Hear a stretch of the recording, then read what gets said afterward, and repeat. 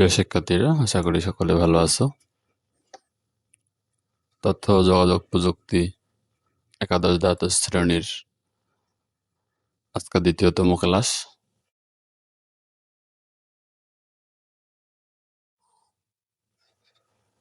ক্লাসটা হবে পঞ্চম অধ্যায়ের উপর, প্রোগ্রামিং ল্যাঙ্গুয়েজ। আমরা প্রথম ক্লাসেও প্রোগ্রামিং ল্যাঙ্গুয়েজ নিয়ে কিছু আলোচনা করছিলাম। আজকে আমাদের ক্লাস 2-তে আজকের যে বিষয়ে আলোচনা হচ্ছে সেটা হচ্ছে যে চতুর্থ প্রজন্মের ভাষা। প্রোগ্রামিং ল্যাঙ্গুয়েজের বিভিন্ন স্তর আছে, তার মধ্যে প্রথম, দ্বিতীয়, তৃতীয়, চতুর্থ, পঞ্চম, ঠিক আছে। তাহলে আজকে আমরা চতুর্থ প্রজন্মের ভাষা বা 4GL চতুর্থ জেনারেশন ল্যাঙ্গুয়েজ নিয়ে আলোচনা করছি। আর চতুর্থ প্রজন্মের প্রোগ্রামিং ভাষাকে সংক্ষেপে 4 জেনারেশন ল্যাঙ্গুয়েজ বলা হয়। এটি একটি নন প্রসিডিউরাল ভাষা। প্রসিডিউরাল এবং নন প্রসিডিউরাল ভাষার মধ্যে চতুর্থ প্রজন্মের ভাষাটা হচ্ছে নন প্রসিডিউরাল, অর্থাৎ এই ভাষায় শুধু বলে দিতে হয় যে কি ফলাফল প্রয়োজন, কিভাবে কাজটি করতে হবে তার বিস্তারিত ব্যাখ্যা দেওয়ার প্রয়োজন নেই। এটা 4 জেনারেশন ল্যাঙ্গুয়েজ একটা বিশেষত্ব। কিছু বৈশিষ্ট্যের মধ্যে এই প্রজন্মের ভাষার জন্য অধিক প্রসেসিং ক্ষমতার প্রয়োজন হয়। RAD টুল এর মাধ্যমে খুব সহজে এবং দ্রুত অ্যাপ্লিকেশন তৈরি করা যায় বলে একে র্যাপিড অ্যাপ্লিকেশন ডেভেলপমেন্ট টুলও বলা হয়। এর ব্যবহার ডাটাবেজ নিয়ন্ত্রণ, কোয়েরি এবং রেকর্ড তৈরির জন্য এটি ব্যবহৃত হয়ে থাকে। ডাটাবেজ নিয়ে আমাদের 6ষ্ঠতম অধ্যায়ে বিস্তারিত আলোচনা আছে এবং কোয়েরি রিপোর্ট তৈরি কিভাবে করতে হয় আমরা বেসিক প্র্যাকটিক্যাল সহ 6ষ্ঠ অধ্যায়ে আলোচনা করব।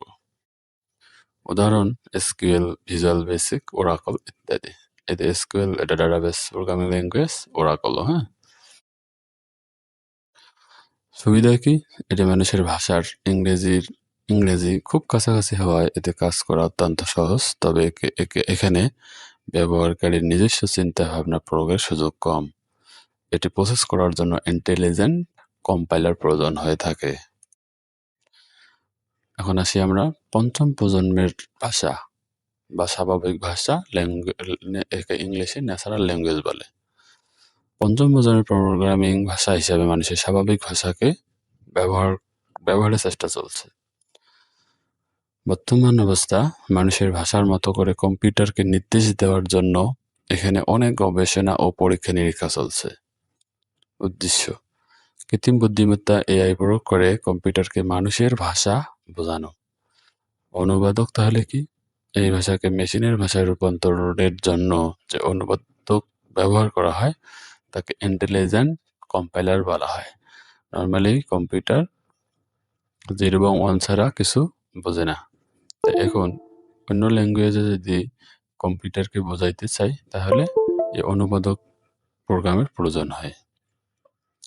এখানে পঞ্চম প্রজন্মের দুইটা প্রোগ্রামিং ভাষার নাম দেওয়া আছে, যে একটা আছে প্রোলগ আর একটা আছে LISP, ঠিক আছে। আরও আছে, তবে আমরা দুইটার নাম এখানে উল্লেখ করছিলাম। তাহলে এখন আসি যে অনুবাদক প্রোগ্রামটা কি বা ট্রান্সলেটর প্রোগ্রামটা কি।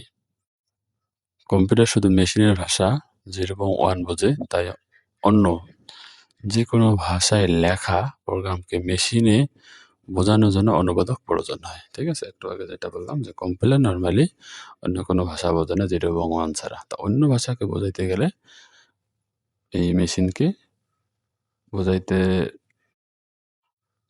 বোঝাইতে হলে অনুবাদক প্রোগ্রামের প্রয়োজন হয়, অনুবাদকের প্রয়োজন হয়। উচ্চ প্রোগ্রাম কি?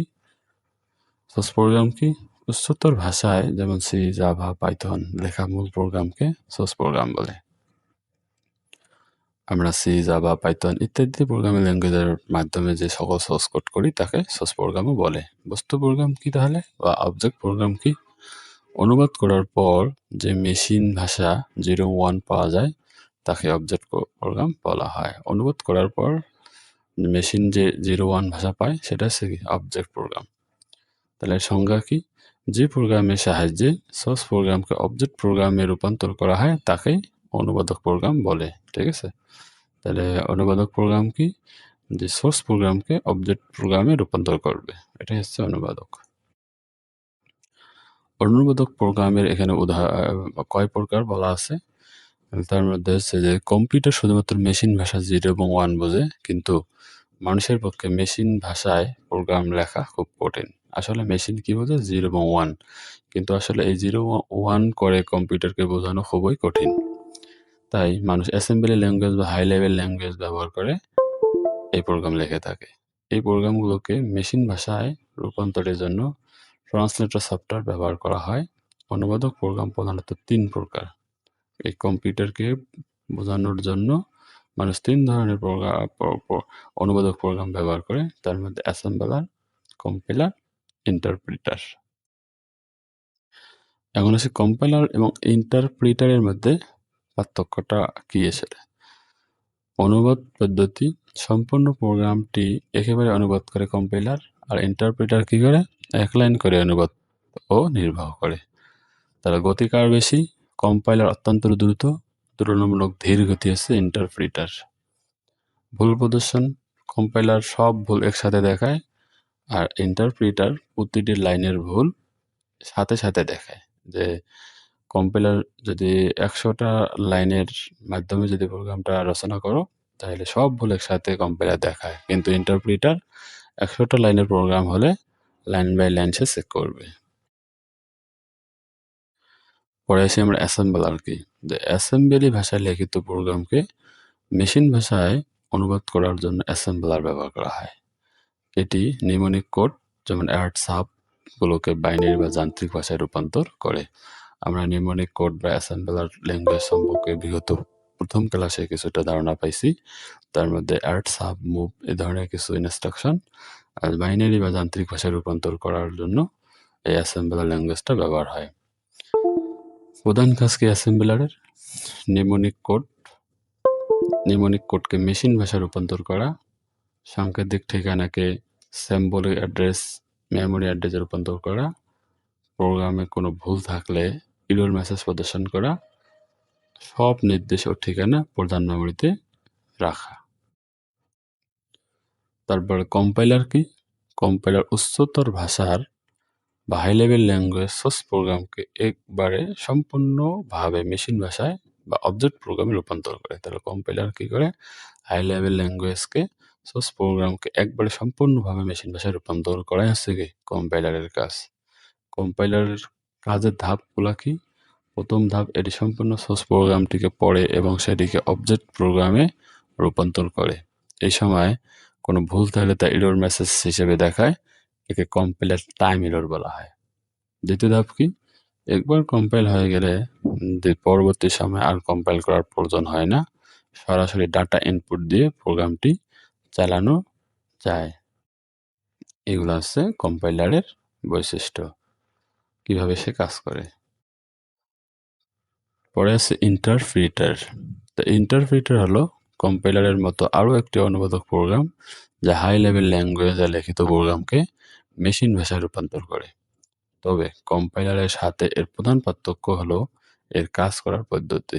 কম্পাইলার এবং ইন্টারপ্রিটারের মধ্যে এর প্রধান পার্থক্য হচ্ছে কি, এদের দুইটার মধ্যে কাজ করার আসলে পদ্ধতি একটু ভিন্ন আছে। হ্যাঁ, তাহলে কম্পাইলার যেমন পুরো প্রোগ্রামটিকে একসাথে অনুবাদ করে অবজেক্ট প্রোগ্রামে রূপান্তর করে, ইন্টারপ্রিটার তা করে না। ইন্টারপ্রিটার কি করে? সোর্স প্রোগ্রামের প্রতিটি লাইনে একে একে মানে লাইন বাই লাইন অনুবাদ করে এবং সাথে সাথে ফলাফল বা আউটপুট প্রদর্শন করে। এইটাই হচ্ছে কম্পাইলার এবং ইন্টারপ্রিটারের মধ্যে পার্থক্য। এখন ইন্টারপ্রিটারের বৈশিষ্ট্য কি? তাৎক্ষণিক ফলাফল, এটি প্রতিটি লাইনে অনুবাদ করার সাথে সাথে নির্বাহ করে, তার দ্রুত ফলাফল দেখা যায়। ঠিক আছে, তাহলে গতির দিক থেকে এই যে ইন্টারপ্রিটার একটু সুবিধা বেশি দেয়। সহজে ভুল সংশোধন, প্রোগ্রামে কোনো ভুল থাকলে ইন্টারপ্রিটার ঠিক সেই লাইনে থেমে যায় এবং ব্যবহারকারীকে জানায়, ফলে ভুল সংশোধন করা সহজ হয়। 3 নম্বর বৈশিষ্ট্য হচ্ছে মেমোরি সাশ্রয়। এটি অবজেক্ট প্রোগ্রাম তৈরি করে না, তাই মেমোরিতে জায়গা কম লাগে। মানে কম নেয়, হ্যাঁ? তাহলে মেমোরি সাশ্রয়ের দিকে ইন্টারপ্রেটার একটা ভালো। কথা হচ্ছে যে আসলে কম্পিউটার 0 এবং 1 ছাড়া কিছু বোঝে না। কম্পিউটারকে যখন মানুষ বুঝাবে ৩ টা ৩ টা অনুবাদক প্রোগ্রামের মাধ্যমে সে কম্পিউটারকে বোঝাইতে পারে। একটা হচ্ছে কম্পাইলার, অ্যাসেম্বলার আর আরেকটা হচ্ছে কি ইন্টারপ্রেটার। আমরা আলোচনা করলাম যে ইন্টারপ্রেটার কাকে বলে, কিভাবে কাজ করে এবং কম্পাইলার কাকে বলে, কিভাবে কাজ করে এবং অ্যাসেম্বলার কি, অ্যাসেম্বলারের কাজটা কি। তারপর আমরা যেটা জানলাম সেটা হচ্ছে কম্পাইলার এবং ইন্টারপ্রেটারের বেসিক কিছু পার্থক্য। এগুলা অবশ্যই ইম্পোর্টেন্ট টপিকস। তোমরা বইয়ে হয়তো তোমাদের টেক্সট বইয়ে যদি আরো ভালো করে পড়ো তাহলে এগুলো বিষয়ে আরো বিস্তারিত আলোচনা করা আছে। আমরা প্রেজেন্টেশনকে ছোট করার লক্ষ্যে আমরা বিশেষ কিছু টপিকসে ক্লাস চলে যাচ্ছি। সবাইকে ধন্যবাদ। পরবর্তীতে কোন বিষয়ের উপর ক্লাস চাও সবাই কমেন্ট করবে। আল্লাহ হাফেজ।